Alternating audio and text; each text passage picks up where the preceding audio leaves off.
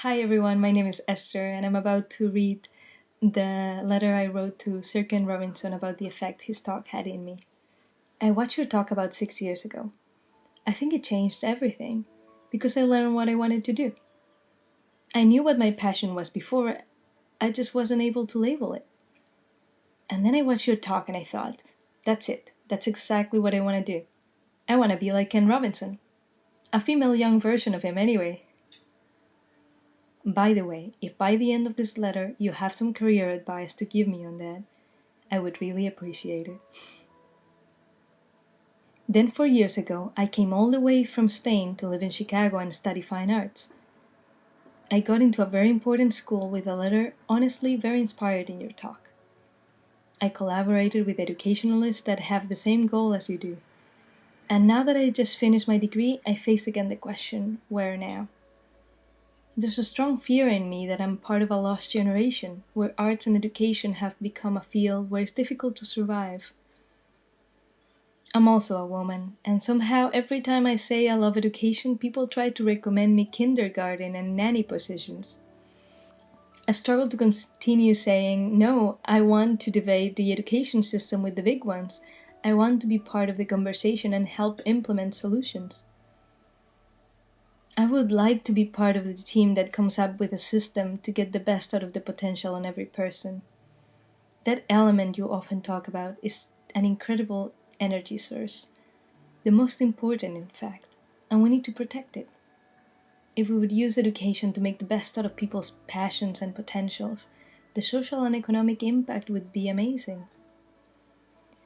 I've written essays on the benefits of an efficient, positive and creative education system, and one can find positive impacts of it all over, on economics, on health, on the relationship with oneself and the others.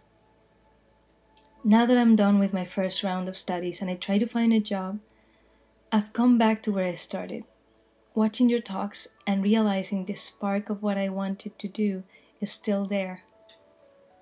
In the end, the school skill creativity once helped me define what I wanted my purpose to be. And now it reminds me of it and it doesn't let it go. It's been a great compass to have in my roadmap. Not too bad for the effect of one talk. Thank you for all that you did for all of us, Sir Ken Robinson, wherever you are. Sir Ken Robinson's original TED Talk on how schools kill creativity, and really all his work since then, has had some of the greatest influence on my professional thought over the last 10 years. And I have recommended his work and videos to many others. My job is to supervise music, art, and theater, and family and consumer science teachers in a K-12 school district in the US. Watching his TED Talk helped me to realize just how important it is to explicitly teach creativity and innovation to our students, and more importantly, that this does not just happen by chance. One must intentionally teach the skills that improve creativity. The ironic thing is that this may seem somewhat counterintuitive for fields like music and art, because many people think that creativity just happens in those fields by definition. However, this is not the case, and there are distinct conditions that one must set up in the classroom in order for student creativity to flourish.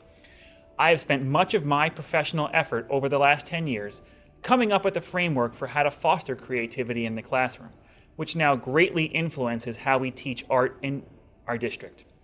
I also strongly believe that the same principles for fostering and assessing creativity cut across all content areas, and I am now extremely interested in seeing if we can expand efforts to develop creativity in other areas of the curriculum at all grade levels. It is clear that creativity and innovation are generally underdeveloped in our schools, and we need to find more ways to foster them in our students. Without Sir Ken's influence, it is safe to say that I would never have gone down this professional path. I honestly don't remember who first told me to watch your TED Talk, but I wish I did because I'd like to thank them. At the time, I was frustrated in my job, even though it was a good job in publishing. I just knew I wasn't in my element, but was afraid to leave. I'd always been a straight A student, somebody who had achieved, and yet I didn't have the courage of my convictions and couldn't figure out what I should do next. I was also worried about my young son, who, although very bright, was rebelling at having to methodically plod through rote homework exercises, however easy he found them. A creative outside-the-box thinker, school didn't seem to be bringing out the best in him at all. Worse, it was making him miserable and anxious. What was going wrong? If I was such an academic success story, why was I still so unclear about what constituted job happiness for me? And how come my son's great qualities, strengths that I realized I could really do with, were somehow being underappreciated and possibly even eroded by school? Watching your talk, and then later reading The Element and Creative Schools, really answered these questions and ignited in me a passionate belief in the importance of your mission to revolutionize education. Meanwhile, my husband had been offered a job in San Francisco, and we moved to Marin County from London. This forced me to leave my job and exposed me to some more progressive ways of thinking regarding education. My daughter went to a Montessori preschool, and my son to a new charter school that had a focus on project-led learning. I watched a screening of Vicky Abele's Race to Nowhere and discovered Edutopia. Meanwhile, I tried to work out how and where I might be in my element. We returned to London last year after 3 years away, one of the hardest things we've ever done, and I started an MSc in cross-cultural psychology.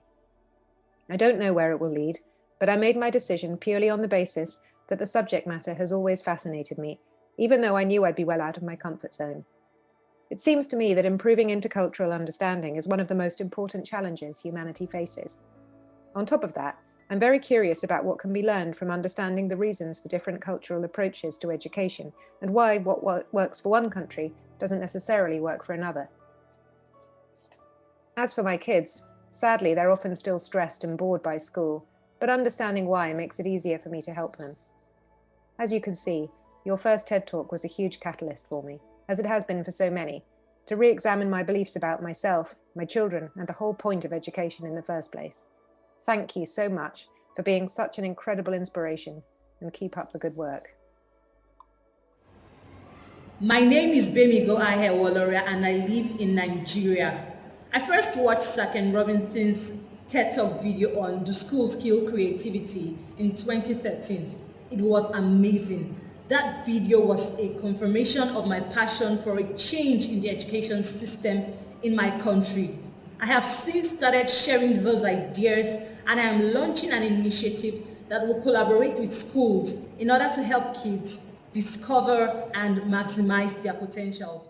Also, reading his book on creative schools inspired me to start up a kids club. Here, our vision is to prepare kids for the future by teaching them skills that schools do not teach. We focus on teaching things like creativity, problem solving, resilience, etiquette, and a lot more of other skills, soft skills. We also do a number of arts and craft activities just so the kids can discover and thrive in their elements. I really love Saken Robinson and all his thoughts and ideas regarding transforming the education system, and I hope I'll be able to carry on his legacy. I guess this is a call to humanity, a call to remember that life can be lived at fullest with love, engagement, and respect to human beings. You have the gift of saying it with grace, fun, and seriousness this requires. Just awesome. Thank you very much. My mother watched your TED Talk shortly after it came out, and it had a profound effect on my childhood. I was homeschooled from first grade until I graduated from high school last spring, and your talk influenced the way my mother educated me. I am now a freshman in college, and I actually just submitted a paper on the benefits of alternative education, in which I quoted you. Thank you for giving that talk and changing my life. Dear Ken, your TED Talk impacted on me on many levels. Primarily, it resonated like a lovely clear bell, ringing out as a call to stop and think about my work as a teacher. Best of all, it made me laugh a lot. Your story was, as we say in Ireland, great crack. I love the bit about your special school experience and how you felt it looked like the bar scene in Star Wars. As a teacher in special ed with marvellous students, I could relate to this and smile. But it also shone a deep insight on how so many of my loved ones and friends, like my dad in hard boarding schools, and a best friend who struggled through childhood with dyslexia, were failed and often hurt by a cruel and sometimes damaging system of education. Best of all, your talk inspired me to want more from and to give more to my work in classrooms with children. It cheers me on whenever the going gets horrible, and it reminds me to try and smile through those rough moments of a life in learning. It demystified the concept of creativity and helped me to understand how it really is at the heart of learning and living. So bravo, Sir Ken, and with heartfelt thanks. Not only did your 2006 TED Talk validate the feelings I was having about my kids' experiences in public school, it also inspired me to run for my local Board of Education, and I won. Your books and videos have been some of the greatest resources to me as both a parent and a community activist. Thank you. In 2009, my wife came home from a professional development seminar at the private school where she taught and told me to sit down on the couch. "You got to see this," she said. She turned on to Schools Kill Creativity, and we watched it all the way through. After a moment of sitting there speechless, I said, "Play it again." So we watched it again, and maybe even a third time. And at the end, I was just sitting there dumbfounded. Finally, I asked her what they were planning to do with this new information at the school. And she unfortunately said that since every day of the curriculum was already planned out, that there really wasn't a lot of room for integration. And so at that point, while we had both been certified to be teachers under the conventional educational paradigm, there were now things about it that we just couldn't unsee, So we had just had our newborn son, and all of a sudden, this traditional path that we had already carved out for him in our minds, it no longer seemed good enough somehow. And so 2 months later, my wife tendered her resignation at school, perhaps kind of an abrupt decision, but we just needed to do something new. So we looked into starting our own school where we would try to integrate those ideas. We were pretty young. The red tape seemed to be prohibitive, but we were able to find a sleepaway summer camp that would allow us to bring these ideas to bear in a way that felt good for us. So we went there. We had an incredible amount of fun doing it, and we were successful too. We more than doubled the camp's enrollment over the course of a couple of years. And perhaps more importantly, during that time, we really started to find our people, other free school founders who had tried to launch a school under similar ideals, Sudbury school founders, unschooling parents, we started to become a magnet for people that cared about helping kids nurture this precious spark of creativity that was lurking inside them, rather than trying to lead them down some predetermined path.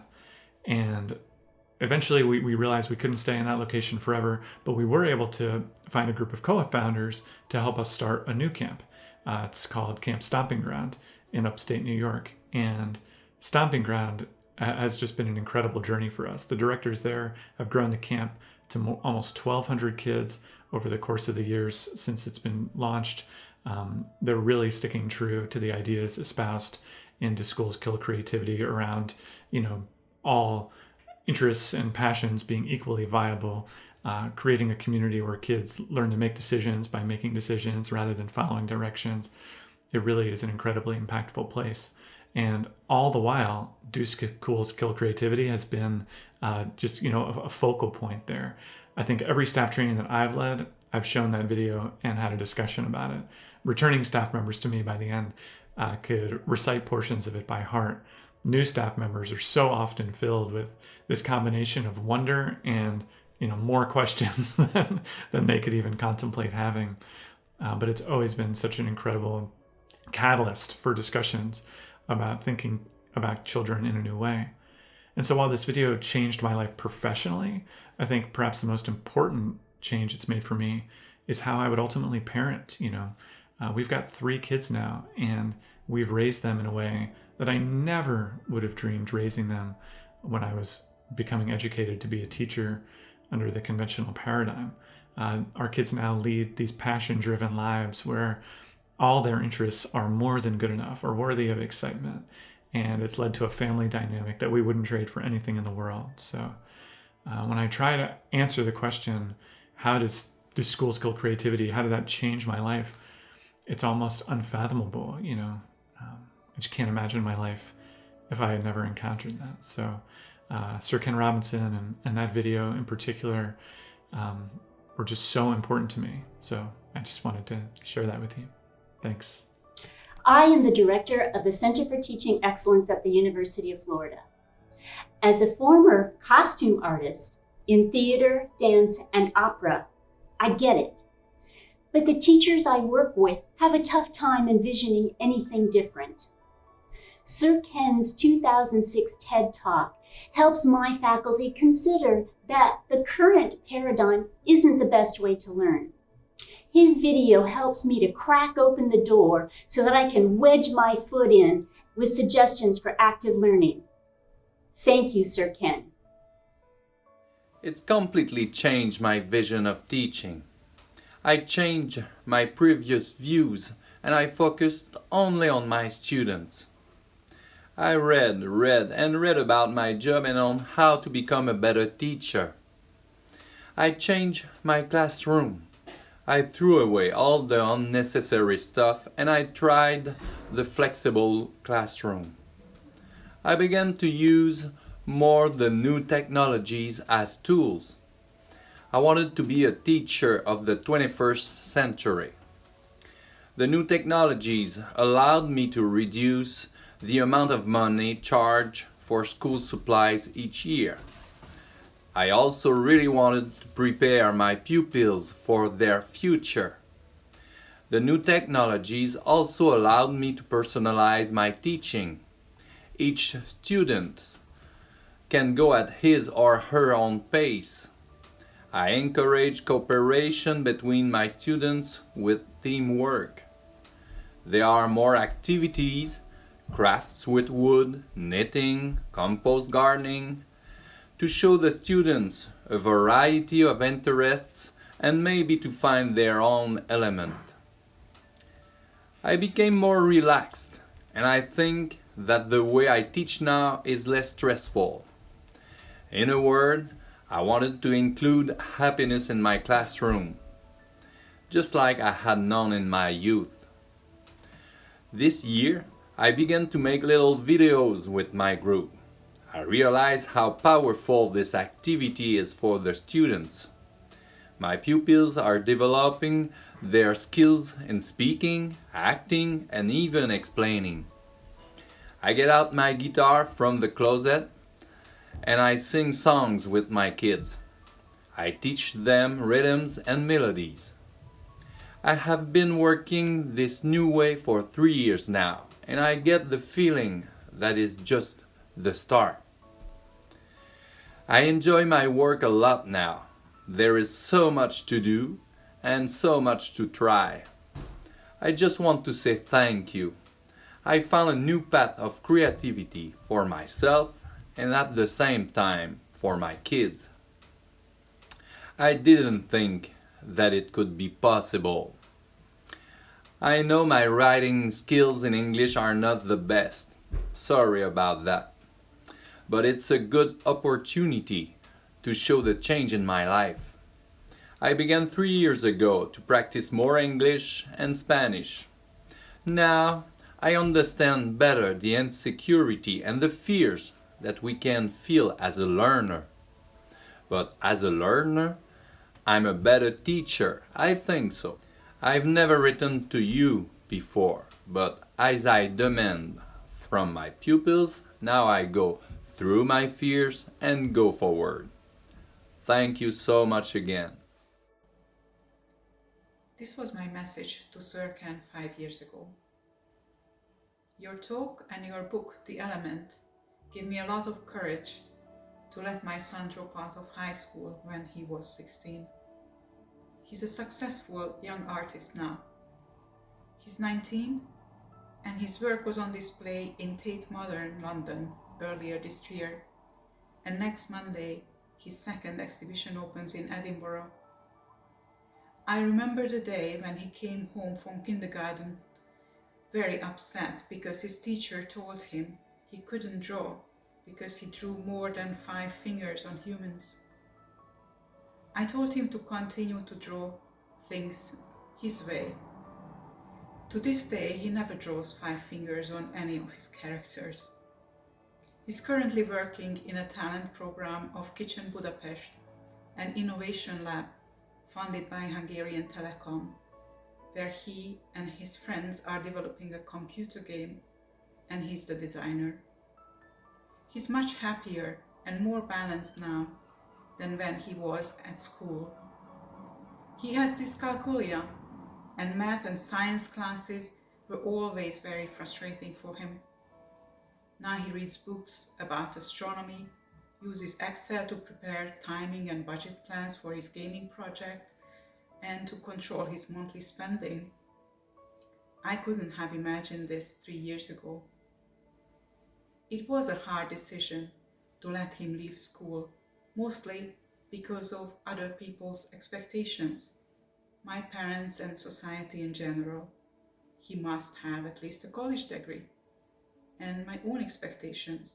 I was always a very good student with good marks and 2 college degrees.